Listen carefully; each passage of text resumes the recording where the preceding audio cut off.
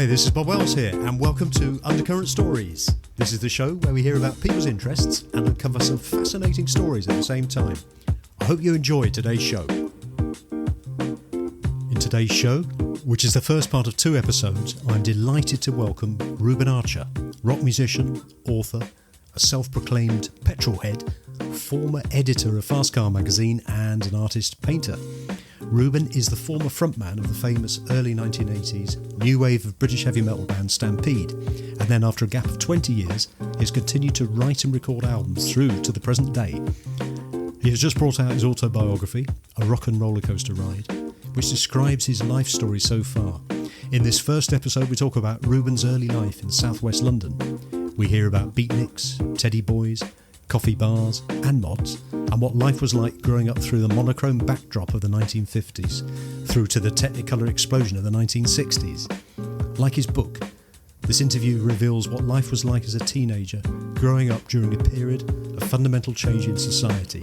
It's a real social commentary which both fans of rock music and others will, I think, find very interesting.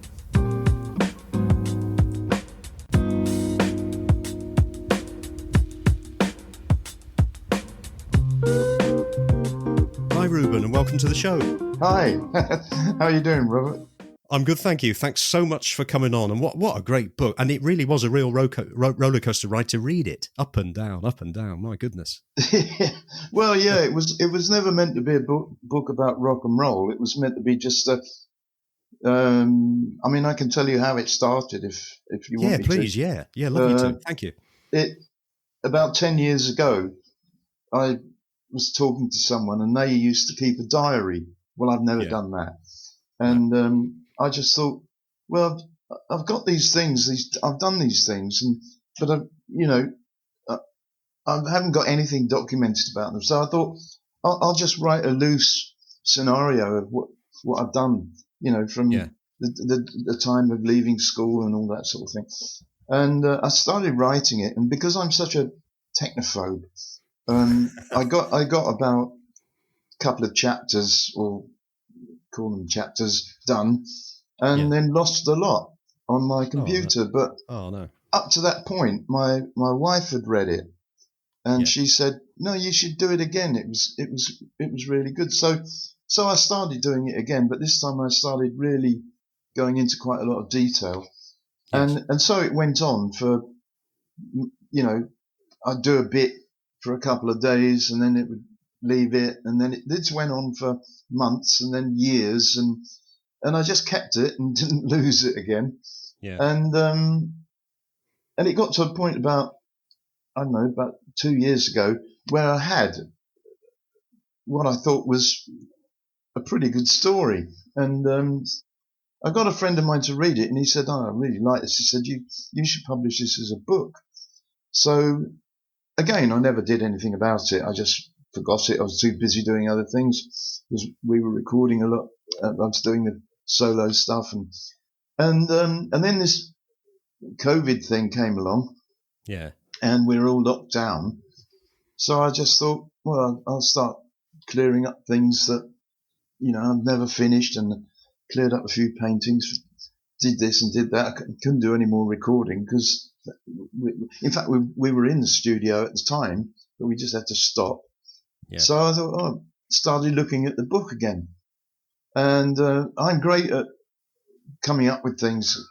Like when I ran the magazine, I could write stuff and relate it all okay.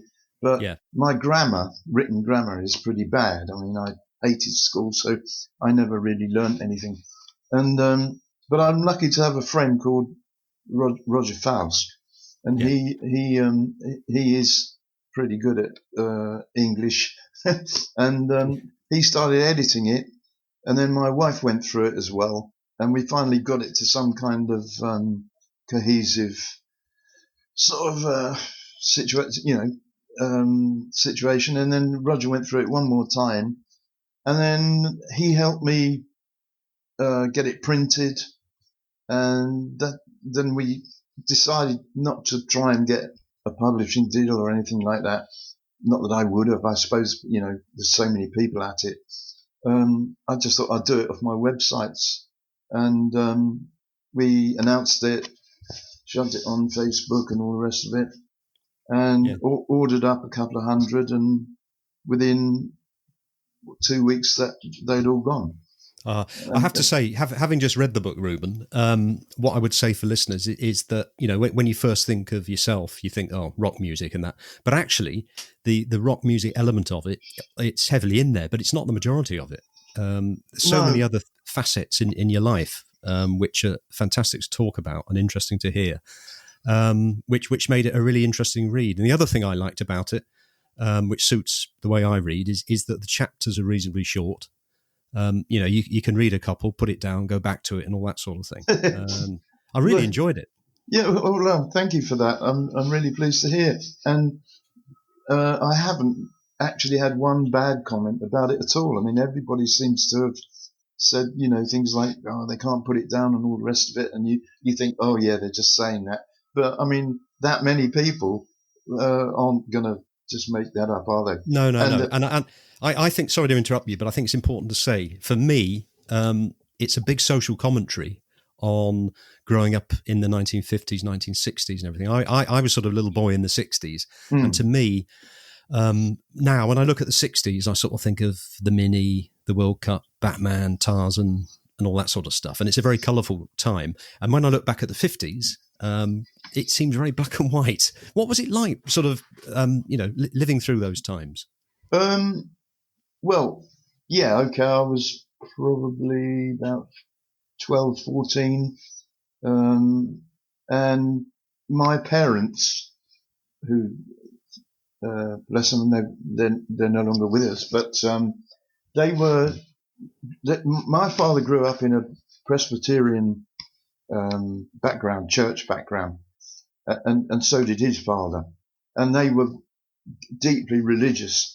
And my mother came from the country. She was born down in Sussex. And I don't think her side of the family were. But anyway, they both seemed to be immersed in this going to church and stuff. And I used to have to go. And I didn't really take it seriously, but I just had to do it. And it just gets ingrained into you, doesn't it? You just do it and believe all this stuff. And so I grew up like that. And so I couldn't do anything. And on top of that, my father was head of Kingston Art School. So, and he got me moved from Twickenham Art School to there, so I could progress because I wasn't at Twickenham. And so I couldn't do anything. And you were living in this time in the 50s where everybody was a beatnik. And they were all going out, you know, doing the things that beatniks do and enjoying things and the kind of music, which I didn't like, traditional jazz and all. But I couldn't do any of it because my dad was the boss, watching me all the time. And then at home, I got this church thing going on. And so the only way I could do anything was to actually skive off and do it without anybody knowing. So I would go out and pretend I was going to the church youth club on whatever night it was, and I'd go down to a place in Teddington called the Lockway Club, which was full of drape-jacketed teddy boys and fights and God knows what else, and I'd keep that secret, and I did that for a year or so, and then it got to a point where I just didn't get on with my dad at all. I mean, he'd go to art school walking on one side of the road and I'd go the other, get on the bus. I'd go upstairs and have a cigarette. He'd be downstairs and he didn't smoke. And it went on like that for about 2 years until it got to the point where I couldn't stand it any longer. And I left home, which is all in the book. And finally went to sea. But the thing about the 50s was, it was kind of emerging, all this new stuff, through the rock and roll and through what people were hearing on the radio, because up to then all you'd ever had was sort of crooners and awful sort of, I can't even remember, Dickie Valentine and all these people. And then gradually this American rock and roll thing was creeping in. And of course we had the American basses that were bringing it over as well. And things began to change, but it was all very staid I mean, when you see those old Cliff Richard films, it's all kind of very nice. No, nobody swore and nobody did anything out of it. And then the moment it got into the 60s, it just completely changed. I mean, it almost like a couple of months, it changed. Oh, really? And it within a couple of months? It seemed to me that way. Yeah. And I think it was purely because I remember being in a classroom at the first art school I was with, and this girl, she had a portable record player, and something had gone wrong, so we couldn't do any work. And she put on this Elvis Presley, 78, and we listened to that. I think it was Heartbreak Hotel, and everyone was just freaking out. What the hell's this? Yeah. And I said, it was so new, I guess. Yeah, that's the first time, apart from what I'd heard on the radio, and the first thing I ever heard was Little Richard. Oh, wow. And I heard that on a crystal set. When you tuned into Radio Luxembourg, and it would come and go. My dad made me one of those crystal sets. Yeah. Well, I bought one off, I don't know where it was, some magazine advertised in the back of it. It was like a little imitation. But, so it seemed to me that once Presley was sort of easy to access and people heard it and it started to get onto the radio, that's when it all changed. Yeah. And, you had the Teddy Boy thing, which was huge at the time. I mean, they were killing each other on the streets and the music. And then you started to get the tours that went round the cinemas, theatres, by Larry Parnes, who put about 20 guys together, all with silly names, Billy Fury and all this sort of stuff. And so then it was like in the shops and people could buy it and go to it. And that's when it all kicked off. But the problem was at art school, you'd got half the people were into sort of traditional jazz, which I couldn't stand. And then there was a kind of switch where we were all going to coffee bars, and then the coffee bars changed. And the one in Richmond, particularly called NWOBHM, everybody there, we'd all go to Eel Pie Island on a Saturday night. Yes. And it was traditional jazz. But all of a sudden that stopped, and you got people like Alex's Corner and Cyril Davis taking over. And then that's where the R&B thing, what I call R&B anyway, that came in. And then that was the beginning of the 60s, and then the whole thing really started to build. And of course, you got the emergence of the Stones through that, and then it just went mad. It's fascinating in your book where you sort of mention you were with Eric Clapton, and you would see Mick Jagger. I mean, I guess at the time that was what was happening. A very exciting time. Yeah, well, it wasn't exciting. It was just at the time, because we were all just art students. I mean, Jagger was at the London School of Economics. All the rest of them were just bumming around doing nothing. And we'd go to Ealing Jazz Club, which was like 20 minutes on the tube. And we'd go there on a Friday and see Alex's Corner. And that's where Jagger and the rest of them, or Brian Jones, got up and jammed and all that sort of thing. There was no Rolling Stones at the time. And then Jagger would come to Richmond, and there was a house in Richmond where everybody stayed, Kew Road, and a kind of like a closely knit bunch of people of art students and so forth, all got together, and that was the scene. But nobody at that point was famous because nothing had happened. It was only when the R&B scene started to really take off, and we started going to the Marquee on a Thursday night, the Ricky Tick, and all these other places. That's when it all started to buzz underneath, and then somebody, the Stones. I don't know whether I put this in the book, but this coffee bar we used to go to, which is at the top of Richmond Bridge on the hill.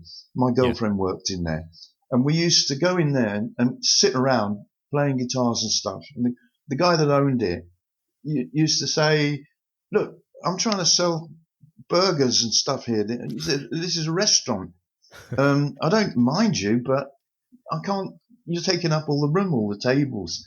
So he hired a little church hall just up this road between the Odeon Cinema and his restaurant. And he said, Sandover Hall it was called. And he said, right, you can go in there on a Saturday night. I've paid for it. And you can play to whatever you want, do whatever you want, and stay out of my restaurant on a Saturday and a Friday. So I went up there with Eric and a guy called Johnny Van Stone and various other people. And we just had acoustic guitars and we just used to play blues and stuff like that. And it got to the point where it was pretty full and girls would make coffees and people would bring some beers in and stuff. And it got to a point where it was only a tiny place and it was rammed. And Eric said, well, they can't hear us. You know, what we're playing, they can't hear it. Because this was just on acoustic guitars. Yeah. So we went over to Ealing Jazz Club because we knew that Jagger and Brian were there and Keith, and they'd got gear. So Eric said, "I'm going to borrow their gear, and we'll play. We'll be able to be heard." And I never knew quite how he was going to do that because at the time he didn't have an electric guitar. So anyway, the Saturday night arrives and the Stones turn up because they had a car. They weren't the Stones. Jagger turns up and they bought these amps and stuff. Yeah. Only they didn't let us play. They played. Oh. And there was a guy there called Andy Gromelski, and he used to run the Station Hotel opposite Richmond Station. And he had a band in there called the Dave Hunt Five, I think it was, or somebody like that. And it was kind of big band stuff, verging on old style rockabilly to what we now got to know as R&B, saxophones, Hammond, all that kind of stuff. And he knew that what was emerging and what he saw with the Stone, with Jagger and Keith Richards and that night, he obviously thought this is going to be the thing. And he talked to them and got them to go down to the Station Hotel, and they became the resident musicians. And he told them to get a name, rehearse, form a proper band. And that's exactly what they did. And so they were the resident band at the it was called the Crawdaddy. And it got to the point, it got so big that in the end the pub was bursting at the seams, and the brewery said, "This is too dangerous. You're going to have to move this." And they moved it across the road to the rugby ground, Richmond Rugby Ground, and that became what was known as the Crawdaddy Club. It was a big concrete building underneath the sports stadium. And it was just rammed with about 1,000 people every Sunday night. Yeah. And, the sweat was running down the bloody walls. It was that hot. And then they did their first single and it took off. And I remember them turning up in a Vauxhall Cresta, I remember them. And we thought, well, that's it. That now they made it. And they had. And then Eric took over that gig with the Yardbirds, and that went on for a bit until they made a record, and then, well, the rest is history. Like I say, it must have been a fascinating time to go through. Probably, at the time, that was what happened, but looking back now, the names and everything is quite incredible. Well, you're right in that, having said, which I never thought of it that way before, but you're absolutely right. The 50s were black and white. It was like a black and white film to me, which they were then. Yeah. And then all of a sudden, everything went into technicolour, as they called it. and it all sort of flowered out in the 60s, and that's exactly what it was like. And I think it was an interesting time because my parents were, where they were brought through the war as kids, teenagers, and everything. But then these sort of 1950s, early 1960s teenagers came. It was the advent of the teenager, wasn't it? Really, yeah. It was easy to be a rebel in those days because, life was becoming very different, wasn't it? Well, it was the only. If you wanted a life at all as a kid, the only way you could do it was by being a rebel, because everything you wanted to do was going to be breaking the rules and the mold of your parents. Yeah. They just didn't get it. And, it was rock and roll. My father told me on so many occasions, because he used to sit, he was a classic, he was a famous artist. He was famous in his own right, wasn't he? Yeah, he painted orchestras, and music was his thing. And my sister and I had to sit in our house listening to Mozart played at God knows how many decibels, and my father was going deaf. And to me, it just drove me mad. So the only way you could get anything done or do anything was, like you say, be a rebel.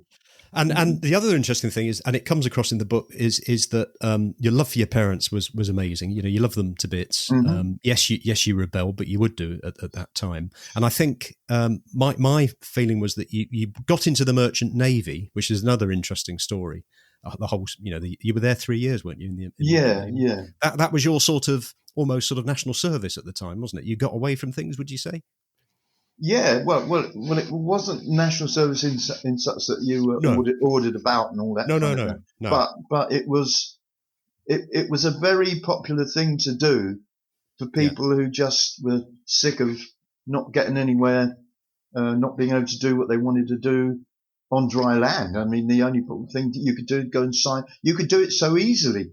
It was easy for me at the time. Because normally you'd have to go to catering school, and if you're going to be a steward or deckhand, you'd have to go to, I don't know what it was, but I got in just before there was a strike, so I didn't have to do any of that, and lucky enough to get a reference to say that I was a silver service waiter, which I wasn't, but that comes across in the book very. It's a very amusing tale how you got that. We just those channels were open to you in those days. They're not anymore. No, they're not. Are they? No. So I'd never been anywhere. It's a great way of seeing the world. Yeah, well, so waking up in Canada I might as well have been on the moon. It was unbelievable. Yeah. So that was an interesting tale in Canada, where there was gunfire with police and people. That must have been quite scary. Well, we were absolutely terrified. It was, because I think I was probably about 17, late 17, coming on to 18 or something like that, and I wasn't very worldly wise at all, living in the type of home that I've described to you. I knew nothing about real life.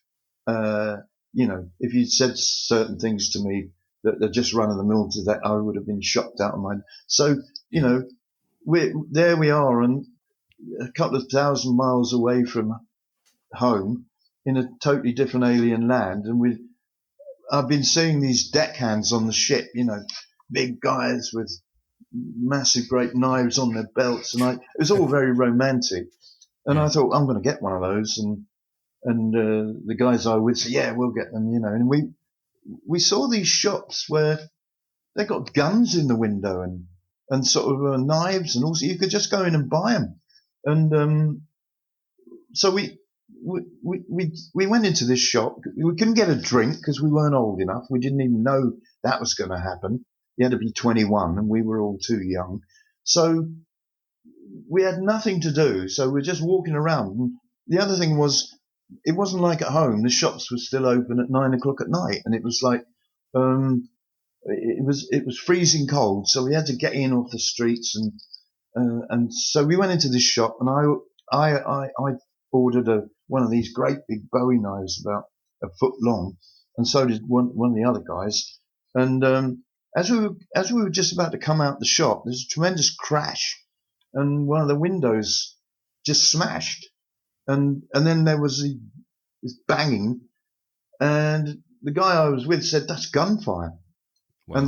And the guy kicked us out the shop, pulled down all the shutters, and there we were on the sidewalk, and this car's screaming across the centre reservation, and they came to rest literally half a metre from where we were. We couldn't go anywhere, and the police were telling us to get down. And this guy came running across, jumped across the reservation, and you're not allowed to do that. That's called jaywalking. You get done for that in Canada. Oh, right. And they just sat down, knelt across the bonnet of the car with a gun, and as the guy ran across, he just shot him twice. And the guy fell on the floor and was screaming, "Don't shoot anymore!" And he managed to get to the police and hold his hands up, and the guy just flipped over his gun and hit him round the head with it, and that was it. He was knocked out, and then there was kind of like about the whole thing only happened probably 10 minutes, and the ambulances came, and then within literally 10 minutes it was all done and dusted and gone, and we'd just seen this, and and I went back in the shop and said, "I don't want this knife. Could I change it?" You've seen enough violence for the night, I guess. Absolutely, yeah. And then I changed it for a little transistor radio, and a tea set for my sister, little bone china tea set, and which she says I never gave to her, which is to this day, she thinks it came from somewhere else. But I had this little transistor radio, and we used to have it on the ship. And while we were in Canada, because I did that trip about 5 times, and you could hear it, the news bulletins every sort of a quarter of an hour, and this on that particular night, because I had this radio, it came over the news about the guy, and in Montreal, it was all localized, and I don't know what happened to him, whether he lived or died, but every time we went to Canada, there was reports of the hockey stocking gang holding up a garage, shooting someone, so it was very, very violent. And I was actually told by a guy, I can't remember who it was, a French Canadian. He said that Montreal at that time was as bad as Chicago had been back in the 30s. So I mean, everywhere you went in the world, it was violent. It was nothing like we knew at home. It was completely alien to us. No, I mean, that's just one story in the book which I found quite incredible, really. How you saw that violence in the space of sort of 10 minutes and everything. Yeah, and the first time I'd ever been out of England. yeah, no, amazing. So when you got back, you started getting into cars in a big way. Yeah, well, I'd always been into cars. When I was about 5, my father made me this garage, beautiful garage, which looked like a 1930s Art Deco garage, and it was. I loved it, and I had little dinky toys and stuff like that, and petrol pumps, and I played with it all the time, and and my uncle, my mother's, my father's sister married a guy in Hampton Park, because they all came from Eastbourne and Brighton, and he was a mechanic. He had a garage, doing repairs on cars and stuff like that. And his son was into cars, and he got into racing, so I'd go with them. And they'd take me on a weekend to Goodwood, which was pretty near, not far from Eastbourne. And I remember sitting on the bank, watching Fangio, Mike Hawthorne, Sterling Moss racing, and that was Formula One as it was then. Yeah. And sitting behind a straw bale with nothing else to protect you. Well, just next to the road. Yeah, right next to it. You could literally sit a couple of meters away from the track, and these things were going past you. There was no safety, and we did that for probably until I was about 8. From the time I was 5 till 8, and then my dad moved to London because he got the better job at Kingston Art School, and so I didn't do that anymore. But I grew up surrounded by people who worked with cars, and it kind of rubbed off on me. And then while I was at art school, I started sending off to all the American manufacturers, Chevrolet and Dodge and all these people, for brochures saying that I wanted to buy one. And I was in England, and you wanted to buy one. Yeah, I told them I was in the market for one, and I'd have it sent over. And so, please, could you send me the brochures on your best models? And there was a showroom in Twickenham who actually imported Nash, Fraser Nash, and I think it was Fraser Nash. But so they sent me these things. So I had this like box file full of these fantastic airbrushed brochures, with these beautiful drawings of cars, and it just became an obsession. And I never saw one until it got to that time. I went to Kingston to see Cliff Richards and the Shadows, and I saw him come out and jump into a Firebird, a Thunderbird, with this girl, and they drove off to Richmond. And that, to me, I'd got to have one of those. And that was Cliff Richard driving. No, he didn't drive. The girl was driving. Ah, right. Okay. He just ran down the steps of the. They'd done a sound check, I guess, and and he came out and he ran across the road, and he didn't even open the door. He just jumped over it and in it. Oh, so cool. Yeah. And she was all kind of ponytail, and they that was the night the Shadows gave us tickets to get in, and it was to me, that was the start of everything, seeing that concert. And the other thing that happened in the 60s was I think it was the 60s, when you went to Jersey. Oh, yeah. And you got into business, or you helped get into business by making sort of 60s clothes like loons. Yeah, and yeah. Like that. And how long were you in Jersey for? Well, we went there because I'd just come back from Spain.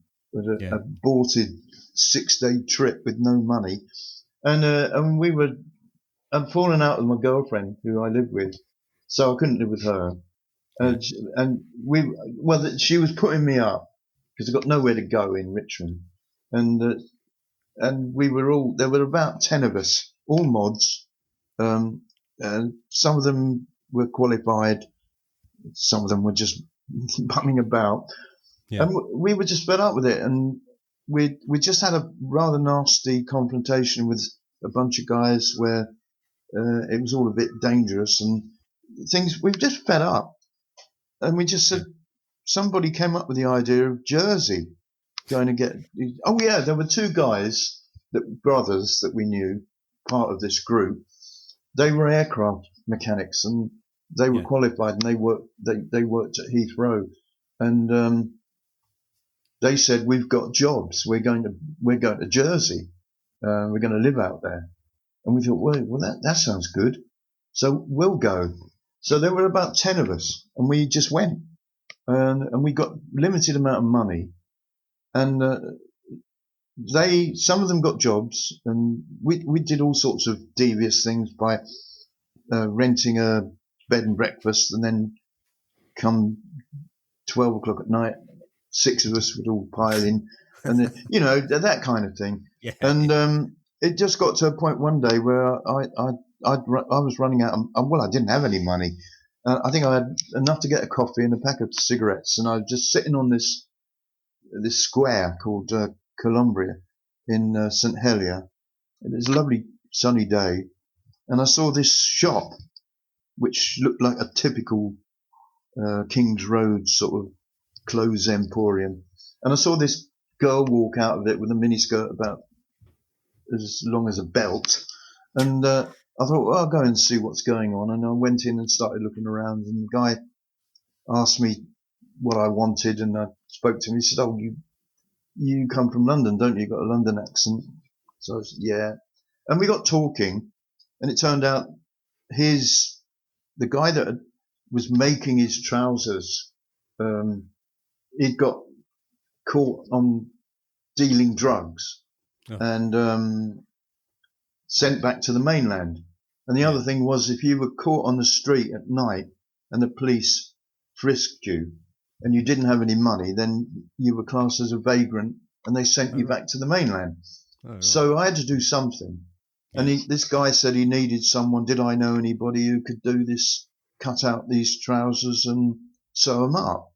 Well, I'd done this job cutting out babies' nappies, by the thousand. So I knew how to do that. Yeah. So I just said, yeah, I can do that. That's what I did in London. I made up some story. And anyway, he bought it and said, okay, well, try it for a couple of weeks, see how you get on. You get a flat with it, a couple of rooms up above the shop, which was great because I didn't know anywhere to live and it wasn't going to cost me anything. And I started doing it. But the only problem is I was okay at cutting out the patterns and sort of tacking them up ready to be sewn. But I wasn't a good seamster, No.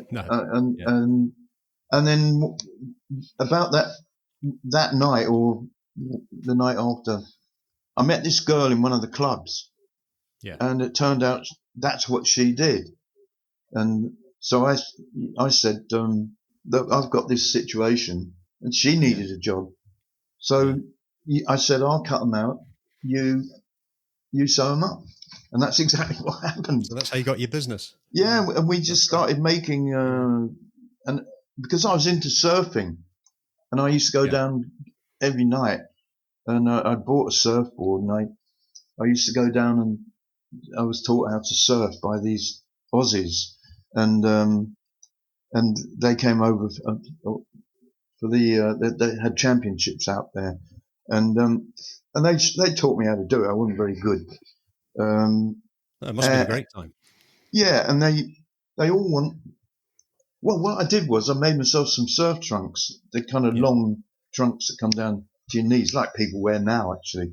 And but I did them in this kind of floral pattern, which was all the go then, wasn't it? Sort of flower power and all that stuff. Was that times of tie-dye and all that? Yeah. I remember that. I had a little T-shirt with the tie. Your mum made me one. Yeah. I insisted I had one. My thanks go to today's guest, Reuben Archer. Reuben and I continue our conversation in the next episode when we hear about Reuben's career in music and especially his band, Stampede. I really enjoyed this conversation and I can thoroughly recommend Reuben's book. Details are in the show notes. It's a great read. If you expect a book about rock music, you get that. However, it really is so much more. A real social commentary of the changing times, or so aptly put by Bob Dylan, the times they are a-changin'. You have been listening to Undercurrent Stories. I hope you've enjoyed this episode. Please feel free to share the show link to your friends and family, and if you have 60 seconds, I would be most grateful if you would please rate and review.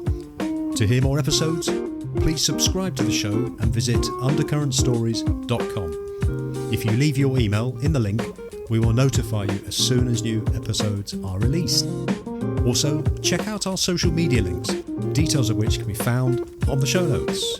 Until next time, this is Bob Wells wishing you all the very best.